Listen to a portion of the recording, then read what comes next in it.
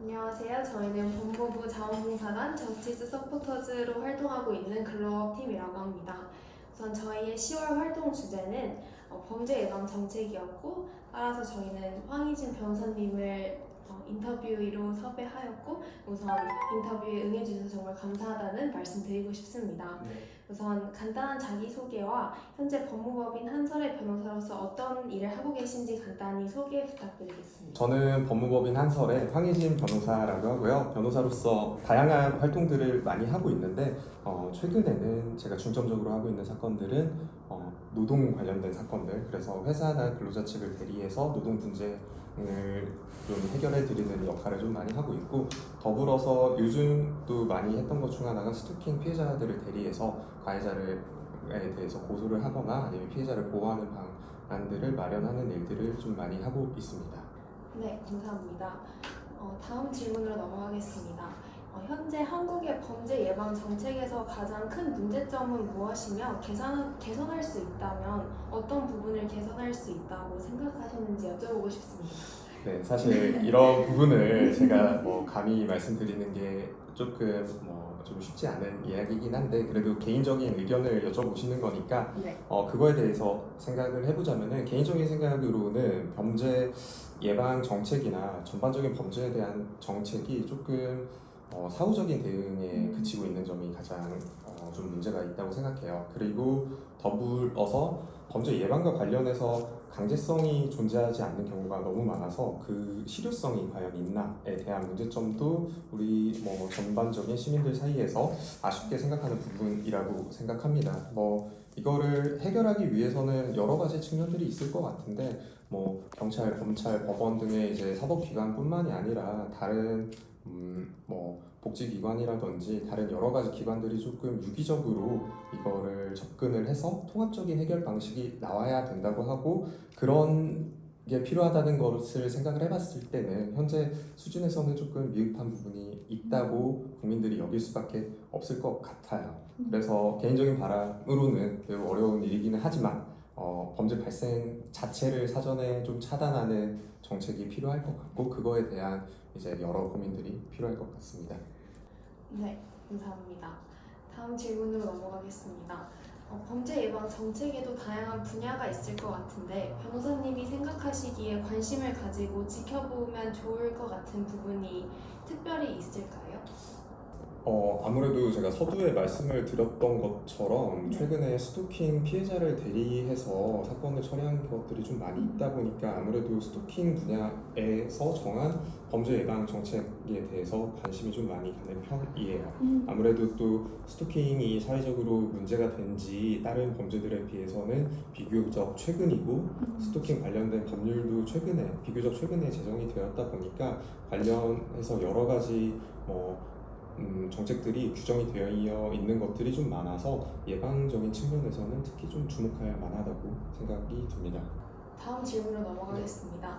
국내외에서 성공적인 효과를 거둔 범죄 예방 사례가 있다면 한 가지 소개해 주실 수 있는지. 네, 앞서서 스토킹 처벌법 얘기를 해드렸으니까 네. 그거에 대해서 조금 얘기를 나눠보면 좋을 것 같아요. 예를 들면은 스토킹 처벌법에서는 피해자 보호를 위해서 필요한 때에 잠정 조치를 할 수 있다라고 정하고 있는데, 그게 굉장히 여러 가지 조치를 할 수가 있어요. 서면 경고부터 시작해서 접근 금지, 연락 금지, 위치 추적 전자장치 부착, 또는 이제 유치장 또는 구치소의 유치 등의 조치를 할 수가 있는데, 이거는 미리 잠정 조치를 받은 상황에서 아직 범죄 행위를 하지 않았더라도 잠정 조치를 통해서 이런 조치를 할 수 있는 것 자체가 심각한 범죄로 나아가는 것을 사전에 차단하는 측면이 있어서 굉장히 미연에 범죄를 발생할 수 있는 방지할 수 있는 하나의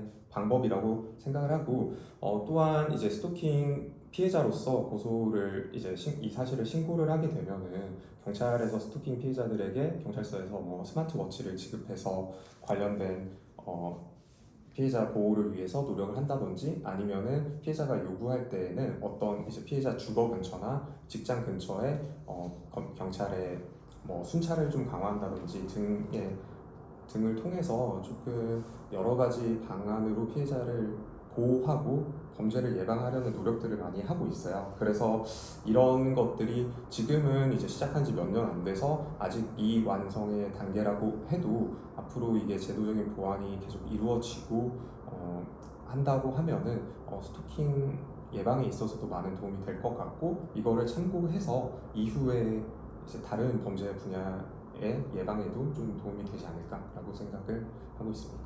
네, 감사합니다. 다음 질문으로 넘어가겠습니다. 범죄 예방 정책에 시민들이 많은 관심을 가져야 하는 이유가 무엇이라고 생각하시는지 궁금합니다. 그 네. 이유는 이제 시민들의 관심이 없다면은 이 제도적인 발전이나 정책적인 발전이 이루어지기가 어렵기 때문이에요. 일례를 들자면은 21세기 이전에는 피의자나 피고인에 대한 이제 인권 보호가 매우 제대로 이루어지지 않았고, 그로 인해서 무고한 피의자나 피고인이 굉장히 많이 생겼었죠. 그리고 이후에 그거를 관련해서 법조계를 비롯해서 사회단체, 전 국민적인 관심들이 꾸준히 이어져 오면서 현재 대한민국의 피고인이나 피의자 인권 보호가 부족하다고 느끼는 사람들은 별로 없을 것 같아요. 근데 이런 것들이 다 이어질 수 있는 거는 꾸준하고 지속적인 관심이 있었기 때문이라고 생각을 합니다. 그래서 마찬가지로 우리 범죄 예방이나 피해자 보호의 측면에서도 당연히 꾸준한 관심이 없다면은 정책적인 보완이 이루어지기가 힘들고, 정책적인 보완이 이루어지기가 힘들다면은 그게 더 발전할 수가 없기 때문에 그 전제로서 당연히 시민들의 관심이 꾸준히 필요하다고 생각을 합니다. 범죄 예방을 위한 법률의 역할이 무엇이라고 생각하시는지 궁금합니다. 일단 범죄 예방 활동을 하기 위해서는 되게 여러 가지 측면들이 필요하죠. 경제적으로 뭐 지원이 되어야 활동을 할 수도 있을 거고, 뭐 그런 다양한 측면들이 필요할 건데, 법률은 그 중에서 활동의 근거가 되어주는 역할을 한다고 보시면 될 것 같아요. 예를 들면은 앞서서 제가 말씀드렸던 스토킹 처벌법에서 잠정 조치 같은 경우도 우리가 그런 법률에서 그런 근거가 없었다면은 당연히 뭐 연락 금지나 접근 금지나 이런 것들의 처분을 할 수가 없죠. 그런데 법률에서 근거를 두었기 때문에 수사기관이나 사법기관에서 이를 통해서 범죄 예방을 할 수 있는 근거가 되기 때문에, 그래서 그런 법률들이 당연히 필요합니다. 다만 이제 범죄 예방이라는 탈을 쓰고 모든 행동을 막는 거는 좀 개인의 자유의 측면에서 부적절한 측면이 있어요. 따라서 정책적인 고려나 현실적인 고려를 통해서 사회적으로도 충분한 논의와 실효성 있는 정책을 마련해서 법률적인 근거를 만드는 데 힘써야 되지 않을까라고 생각을 합니다. 변호사님께서 생각하시는 효과적인 범죄 예방 정책에는 무엇이 있을까요? 또한 특정 제안이 있다면 공유해 주시면 감사하겠습니다. 아무래도 제 개인적으로는 그냥 특정 제안을 드리자면은, 요즘은 이제 과학기술이 워낙 많이 발전을 했고 이를 활용할 수 있는 방법이 많다 보니까 이를 활용해서 범죄 예방을 할 수 있는 거를 좀 찾아보면 좋지 않을까 싶어요. 그래서 지금도 뭐 시행하고 있는 피해자에게 뭐 스마트워치를 지급해서 급박한 상황에서 빠르게 대응을 할 수 있다든지 하는 걸로 기술적인 거를 잘 이용해서 그런 게 잘 될 수 있었으면 좋겠습니다. 다음 질문으로 넘어가겠습니다. 혹시 일반 대중이 범죄 예방에 기여할 수 있는 방법 같은 것들이 있을까요? 혹시 개인의 책임과 역할에 대해서는 어떻게 생각하시는지 궁금합니다.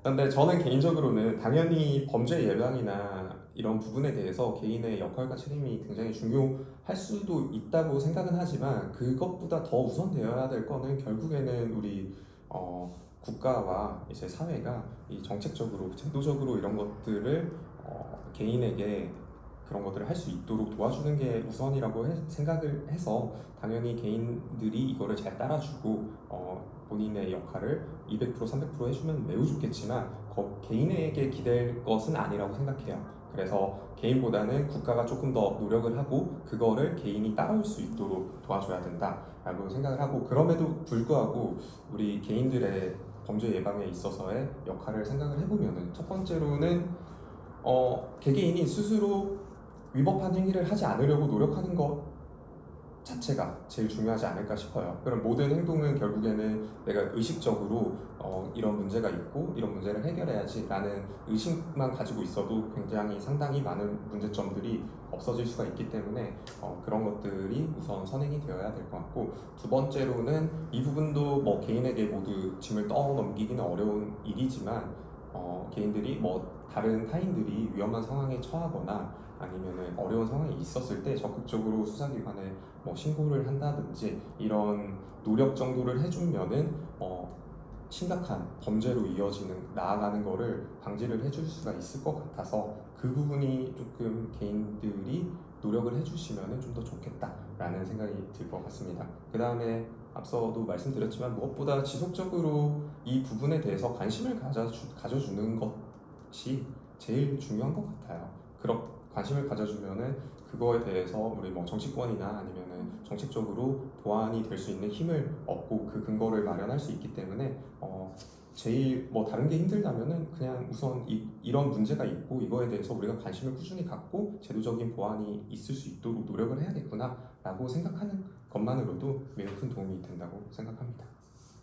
다음으로는 혹시 특히 청소년 범죄를 예방하기 위해서 정책이나 프로그램 등이 어떠한 방식으로 접근하는 것이 좋다고 생각하시나요? 여러 측면이 있을 텐데 일단 뭐 이렇게 우리 학생들께서 해주시는 것처럼 이런 활동을 통해서 조금 더 청소년들에게 너무 무겁지 않게 그다음에 좀 편안하게 다가가면서 이런 것들을 교육할 수 있는 기회가 있으면 좀 좋을 것 같아요. 그리고 무엇보다 이런 의미 있는 교육이 꾸준히 이어져야 된다고 생각을 합니다. 뭐 물론 어떤 분들은 이런 형식적인 교육이 큰 도움이 안 되고 어차피 애들은 그런 걸 잘 듣지도 않고라고 부정적으로 생각하실 수도 있는데 저도 그런 의견에 일견 공감은 하지만 그렇다고 해서 포기하고 아무것도 안 할 수는 없는 것 같아요. 종종 사건 하면서 가해자가 청소년인 케이스들도 굉장히 많이 보고 하는데 의외로 상당히 많은 학생들이 이런 게 법적으로 문제가 된다는 것도 인식을 못하고 있는 경우들도 많이 있어요. 그렇기 때문에 가벼운 부분부터 접근을 해서 꾸준히 여러 가지 차원에서 교육이 이루어지면은 청소년 범죄 예방에도 어느 정도의 효과를 받을 수 있을 거라고 개인적으로는 생각하고 있습니다. 다음 질문입니다. 혹시 범죄 피해자에 대한 지원이 범죄 예방과 어떻게 연결될 수 있다고 생각하시나요? 그리고 또한 피해자 지원 정책에 대한 변호사님의 의견은 어떻게 되실까요?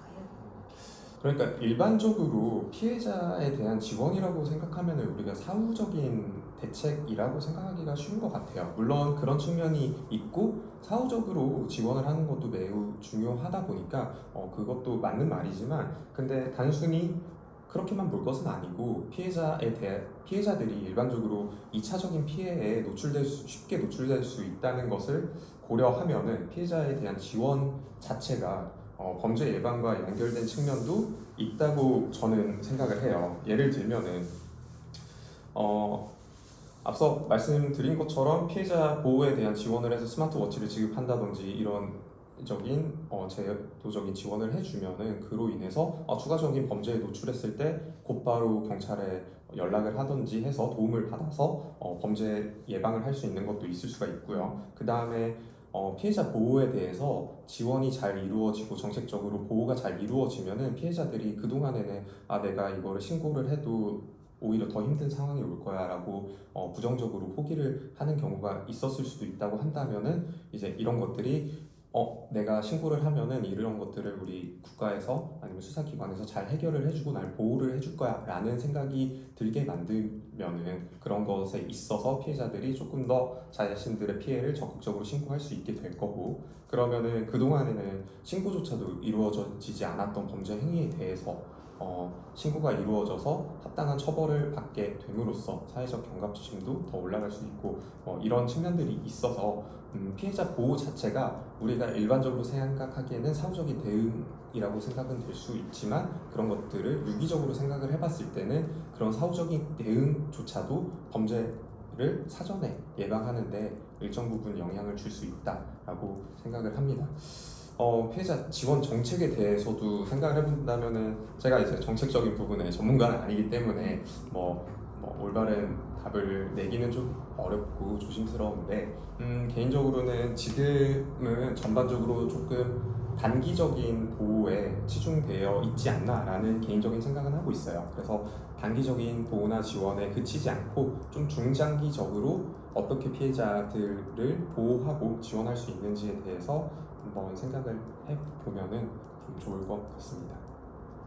다음 질문으로 넘어가겠습니다. 혹시 변호사님께서 생각하시기에 범죄 예방 교육의 중요성과 기존 방식에 대해서는 어떻게 생각하시고 또한 어떤 대상에게 어떤 교육이 필요하다고 생각하시나요? 일단 다양한 범죄 유형과 그 위험성에 대한 인식을 높이는 것만으로도 잠재적인 이제 피해자들이 이런 것들이 내가 피해를 볼 수 있는 것들이 이런 것들이 있고 이런 상황이 미리 그런 것을 알고 있었을 때 그런 유사한 상황이 왔을 때 조금 더 경각심을 가지고 그 피해 상황을 빠르게 벗어나거나 아니면 그거에 대해서 좀 적절한 대응을 할 수 있는 도움 능력이 길러질 거라서 그런 측면에 일단 첫 번째로 도움이 될 거라고 생각을 해요.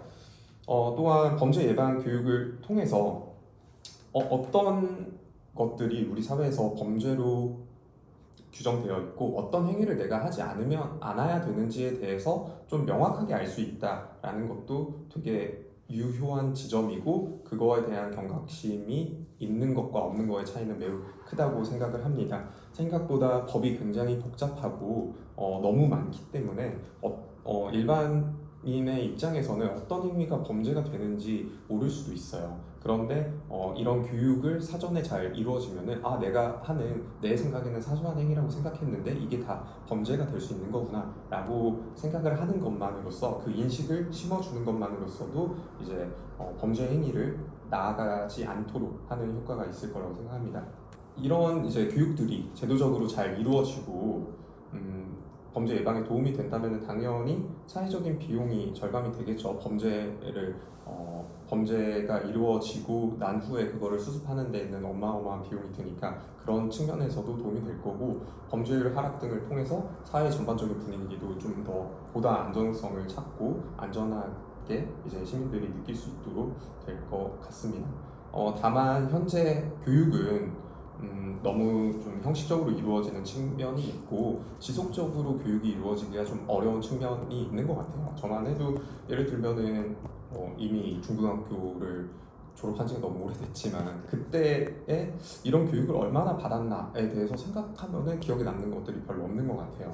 그 이후에는 그러면은 대학교에서는 이런 것들을 얼마나 교육을 받았나라고 하면은 그런 것도 기억에 남는 게 별로 없어요. 그러면은 하물며 우리가 의무적으로 이런 의무 교육을 받는 학생들도 이런 교육을 제대로 받지 못하고 있는 상황인데 그러면은 학생들이 졸업을 하고 직장을 나아갔을 때 그런 교육이 얼마나 잘 이루어질 수 있겠냐라는 거에 대해서 지속성이나 그런 부분에서 조금 보완이 필요하다라고 생각은 합니다. 물론 이제 요즘은 직장 내 이제 성희롱이나 이런 거 방지를 위해서 일정 기간마다 의무적으로 교육을 듣게는 하고 있지만 일단 너무 형식적으로 이루어지기 때문에 좀 효율성이 떨어지는 면도 있고요. 그리고 사실 이런 범죄 예방 교육은 사실 남녀노소를 가리는 일은 아니라고 생각해요. 당연히 청소년들이 이제 성장하는 과정에서 미리 들어놓으면 너무 좋지만 청소년만 들을 것이 아니라 지금 뭐 직장인도 들어야 되고 아니면 어르신들도 들어야 되고 되게 여러 사람들이 당연히 꾸준히 지속적으로 들으면 좋은 교육이라고 생각을 해요. 그래서 이들에 대해서 각각 신분이나 나이나 정해진 상황에 있어서 좀 대상별로 맞춤형 교육이 이루어질 수 있어야 될 것 같고 그 맞춤형 교육을 이루어내기 위해서 좀 어떤 노력들을 해야 되는지 정책적으로도 좀 고민을 해볼 필요성이 있다고 생각을 합니다. 마지막 질문입니다. 범죄 없는 밝고 건강한 사회를 구현하기 위해 꼭 해야만 하는 것은 무엇이라고 생각하시나요? 추가로 범죄 예방 및 범죄 예방 정책에 대해 추가적으로 하고 싶은 말씀도 자유롭게 해주시면 감사하겠습니다. 결국 모든 정책은 당연히 시민들의 건전한 인식과 관심이 뒷받침되어야만 그게 힘을 받을 수가 있어요.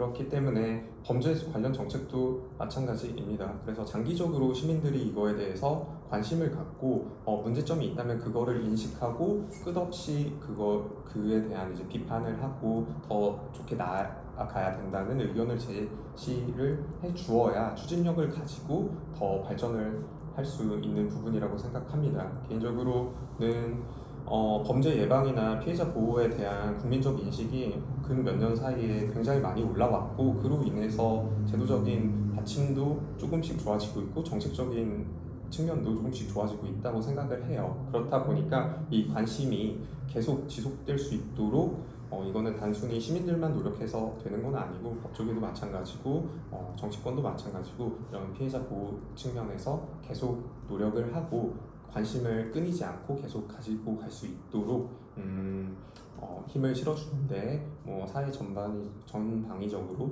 노력을 해야 될 것 같습니다.